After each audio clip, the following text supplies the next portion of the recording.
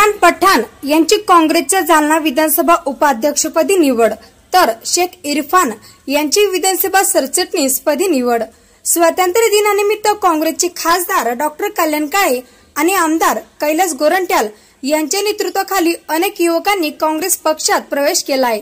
दरम्यान खासदार कल्याण काळे आणि आमदार कैलास गोरंट्याल यांच्या हस्ते नियुक्ती पत्र देऊन सामाजिक कार्यकर्ते इम्रान अजमत पठाण यांची काँग्रेस पक्षाच्या विधानसभा उपाध्यक्षपदी निवड करण्यात आली आहे, तर इरफान शेख मन्नान यांची विधानसभा सरचिटणीसपदी निवड करण्यात आलेली आहे, तर सय्यद रज्जाक यांचीही विधानसभा सचिवपदी निवड करण्यात आलेली आहे।